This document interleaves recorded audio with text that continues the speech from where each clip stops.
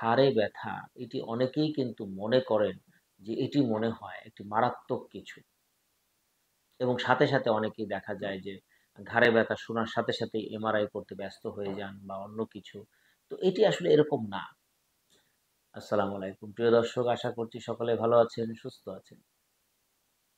একটি common problem নিয়ে আমাদের কাছে চেম্বারে আপনারা আসেন, সেটি হচ্ছে ঘাড়ে ব্যথা বা আপনার ঘাড় ঘোরাতে খুবই কষ্ট হচ্ছে। খুব এই প্রবলেম অনেক সময় হঠাৎ করে আপনি দেখেন যে আপনার ঘাড়টি সকালবেলা ঘুম থেকে উঠছেন, কিন্তু ঘাড়টা ঘোরাতে পারছেন না, একেবারেই পারছেন না, প্রচণ্ড ব্যথা। এই অবস্থাটা নিয়ে আমাদের কাছে অনেকেই আসেন, অনেকেই প্রশ্ন করেন যে এই জাতীয় সমস্যার আসলে সমাধানটা কি? তো আজকে আমি বিস্তারিত এটা নিয়ে কথা বলবো।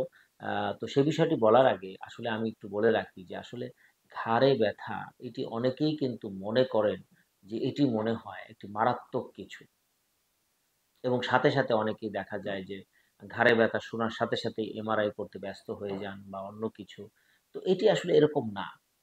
যদি আপনার হঠাৎ করে ঘাড়ে ব্যথা হয়, তাহলে মনে রাখবেন এই ব্যথাটি মাংসপেশি থেকে হওয়ার সম্ভাবনাই বেশি। কারণ ঘাড়ে ব্যথা সাধারণত যে ধরনের নার্ভ বা স্নায়ু থাকে, আমি একটু দেখাই আপনাদেরকে। এই যে ঘাড়ের যে স্নায়ুগুলো থাকে, এগুলোতে খুব বেশি ওজন ক্যারি করতে হয় না। যে কারণে আপনার এই ব্যথাটি যদি রগের বা নার্ভের চাপের কারণে হয়, সেটি আস্তে ধীরে এটা তৈরি হয়। খুব তাৎক্ষণিকভাবে যদি অ্যাবনরমাল কোনো মুভমেন্ট হয় বা আপনি কোনো অ্যাবনরমাল পজিশনে গেছেন, সেরকম কোনো কিছু হয় বা হঠাৎ কোনো ট্রমা হয়, সেক্ষেত্রে আপনার হতে পারে। সাডেন আপনার ঘাড়ের রগে চাপ লেগে ব্যথাটি হতে পারে। তো বেশিরভাগ ক্ষেত্রে আমরা দেখি যে কথাটি আমরা বলছিলাম, হঠাৎ করে ঘুমে থেকে উঠে দেখেন ঘাড় নড়াতে পারছেন না। এই জাতীয় ব্যথার ক্ষেত্রে বেশিরভাগ ক্ষেত্রে মাসেল ইনভলভমেন্ট থাকার সম্ভাবনাই বেশি থাকে। তো মাসেল ইনভলভমেন্ট থাকলে যেই পেইন গুলো আপনারা কিভাবে নিরাময় করবেন? প্রথম কথা হচ্ছে বাসায় আপনারা যেটা করতে পারেন, গরম সেঁক দিতে পারেন। গরম সেঁক দিতে পারেন, কাপড় গরম করে সেঁক দিতে পারেন এই জায়গাটি। যবে যাদের ত্বক একটু সেনসিটিভ, যা পাতলা, এবং তাদের ক্ষেত্রে আপনারা কাপড় গরম করে দেওয়ার উপরে একটা পাতলা কাপড় দিয়ে নিতে পারেন, যাতে সরাসরি চামড়ায় হিট লেগে অনেক সময় ব্ল্যাক স্পট বা কালো হয়ে যেতে পারে দীর্ঘসময় বা অনেক দিন ধরে দিলে এরকম হতে পারে। তো এই জায়গাটা একটু সেনসিটিভ হওয়ার কারণে একটু পাতলা কাপড় দিয়ে তারপরে গরম সেঁক দিতে পারেন। এটা একটি। দ্বিতীয়ত, আপনি ব্যথার ঔষধ চিকিৎসকের পরামর্শ নিয়ে খেতে পারেন। যেটা আপনি একবেলা হতে পারে, ২ বেলা হতে পারে। গ্যাসের ওষুধ সাথে প্রয়োজন হলে খেয়ে নিতে পারেন, সেটাও হতে পারে। একই সাথে একটা মাসল রিল্যাক্সেন্ট, যেটা আসলে আপনার নিজের পছন্দ না, বরং চিকিৎসকের সাথে আলাপ করে আপনি একটা মাসল রিল্যাক্সেন্ট নিতে পারেন। এটি হলে আপনি দেখবেন যে মোটামুটি সপ্তাহখানেকের মধ্যে এটি স্বাভাবিক হতে পারে। একই সাথে আপনাকে দুটো জিনিসকে চেঞ্জ করতে হবে। একটা হচ্ছে আপনার বসার টেকনিক্সটা কোনো ক্ষতিকর আছে কিনা সেটা খেয়াল রাখতে হবে। আর আপনি ঘুমানোর সময় একটা স্পেশাল টেকনিক আপনাকে অবলম্বন করতে হবে।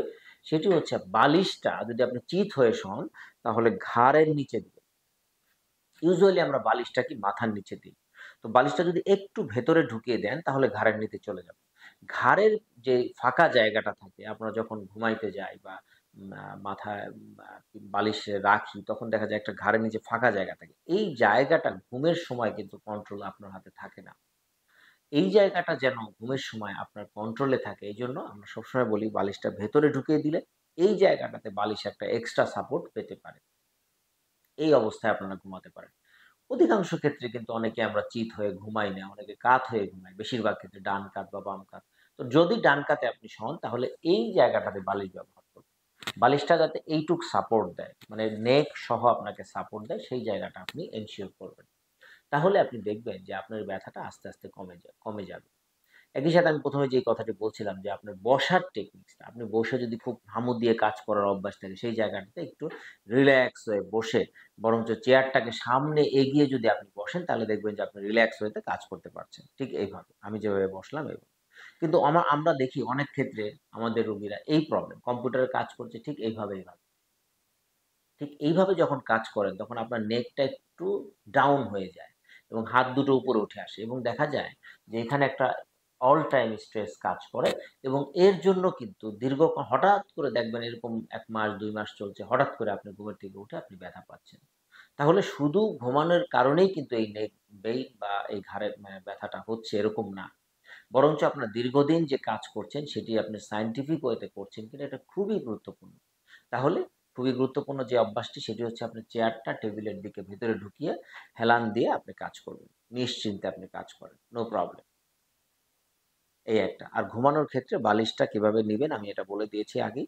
সেই প্র্যাকটিসটি আপনারা করবেন। একই সাথে আপনি এই বসার ক্ষেত্রে যারা দীর্ঘ সময় ডেস্কে কাজ করেন বা কম্পিউটারে কাজ করেন তাদের ক্ষেত্রে সবসময় আই সাইডটা একটু সমান্তরালে থাকতে হবে।